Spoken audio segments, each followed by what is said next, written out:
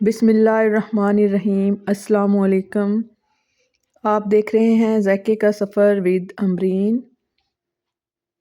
ज़ायके के सफ़र में आज मैं बना रही हूँ टी टाइम के लिए स्पेशल केक, वो भी बहुत आसान तरीके से। आप इसको बआसानी घर में बना सकते हैं। ये सारी चीज़ें, इनकी क्वांटिटी मैंने ऊपर मेंशन कर दी है, आप नोट डाउन कर लें। आप ये घर में बनाएं और चाय के साथ इसको सर्व करें। ये गर्मी सर्दी दोनों मौसमों के लिहाज से बहुत बेस्ट रेसिपी है और चाय के साथ आप इसको सर्व करें, ये बहुत मज़े का लगता है और आप इसको बआसानी घर में बना सकते हैं, वो भी आसान तरीके से। सबसे बेस्ट तरीका ये है कि आप इसको ना बीटर से बना रहे हैं और ना ही आप इसको हैंड विक्स से। मैं इसको बना रही हूँ ग्राइंडर में। ग्राइंडर तो हर घर में मौजूद होता है, आप ग्राइंडर लें। ये बिल्कुल मैंने जग को नीट किया हुआ है, इसमें पानी का कोई कतरा शामिल नहीं किया। 2 अदद मैंने लिए अंडे और इनको मैंने ग्राइंडर के जग में डाल दिया और 5 से 6 मिनट के लिए आप अंडों को ग्राइंड कर लें। ये खाली अंडे हैं। 5 से 6 मिनट आपने इसको ग्राइंड करना है।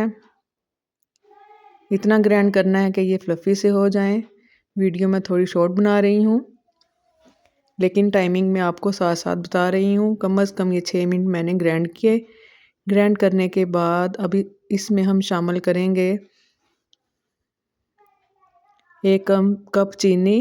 क्वांटिटी मैंने सारी चीज़ों के ऊपर मेंशन कर दी है, आप वो देखकर रेसिपी बनाइएगा। इंशाल्लाह आपका ये केक बनकर बहुत अच्छा रेडी होगा। 2 मिनट के बाद अब मैं इसमें आधा कप डालूँगी ऑयल का, कुकिंग ऑयल आप कोई सा भी ले सकते हैं।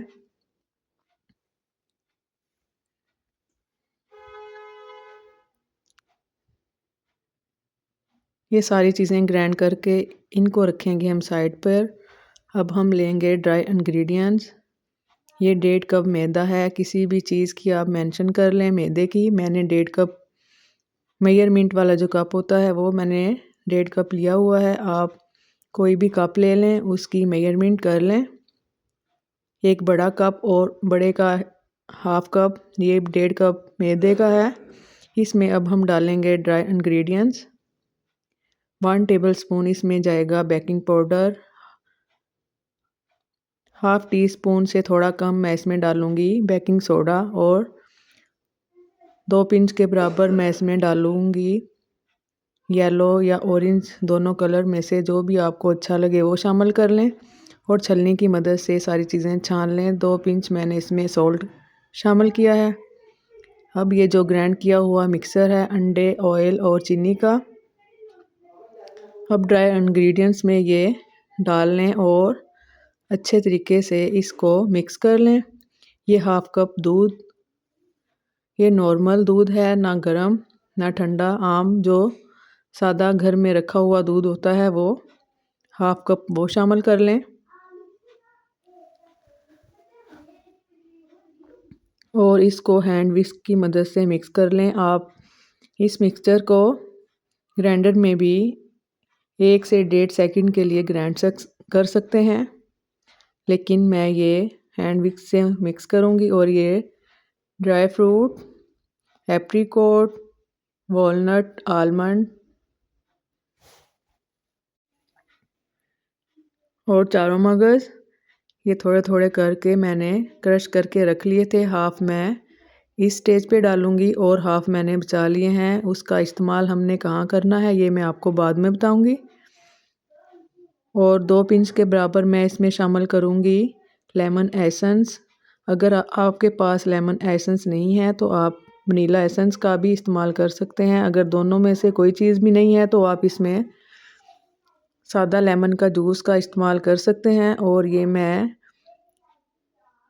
हाफ़ टी स्पून इसमें शामिल कर रही हूँ वाइट सिरका। ये सारी चीज़ें शामिल करके कट एंड फोल्ड किए के मेथड से आप यहाँ इसको मिक्स करें।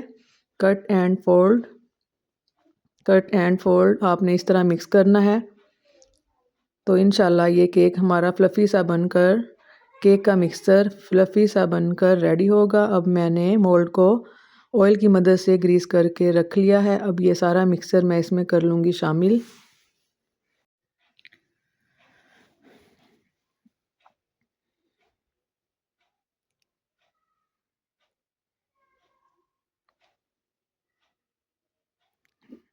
ये मोल्ड में मैंने सारा मिक्सचर डाल दिया है और आप इसको 7 से 8 मरतबा टैप लाजमी कीजिएगा ताकि इसमें एक्स्ट्रा बबल बिल्कुल ना रहें और मूव हो जाएं।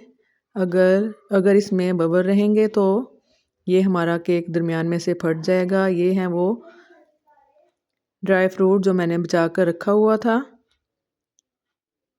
अब ये मैं ऊपर से इसमें शामिल करूँगी।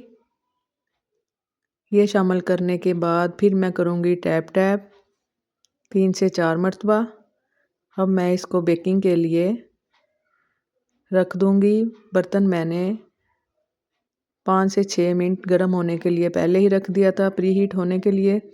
प्री हीट होने के बाद चूल्हे की फ्लेम आपने बिल्कुल मीडियम टू लो रखनी है। पहले थोड़ी मैं हाई रखूँगी, उसके बाद मैं मीडियम टू लो कर दूँगी।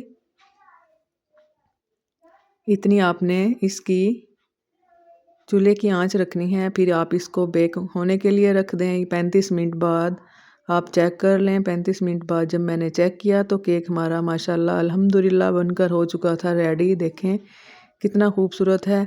मैं आपको ये कट कर कर भी लाजमी दिखाती, लेकिन ये मैं किसी के लिए बना रही हूँ तो मैं इसको कट नहीं कर सकती, लेकिन मैं आपको टोटल इसको निकाल के दिखाऊंगी कि इसका कलर कितना खूबसूरत आया है।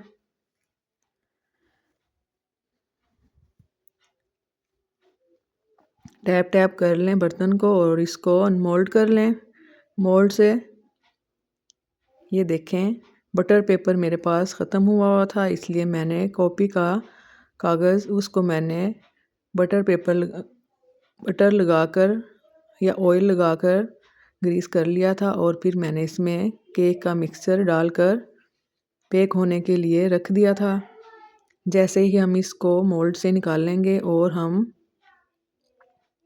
रैपिंग शीट की मदद से इसको रैप कर देंगे ताकि इसका मॉइस्चर सारा इसमें लॉक हो जाए और इसके क्रम्ब ना निकलें। ये वाला स्टेप आपने लाजमी करना है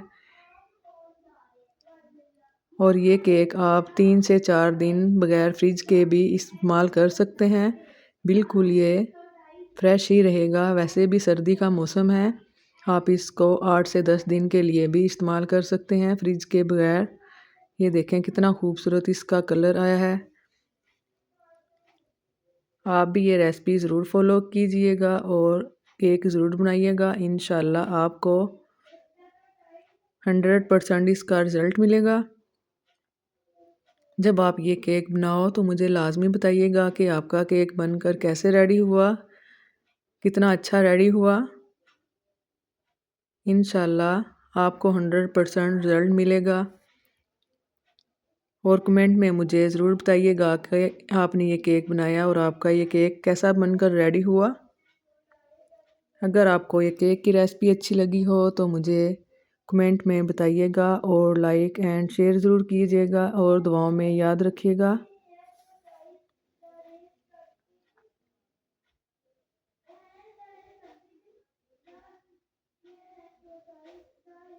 अल्लाह हाफिज़।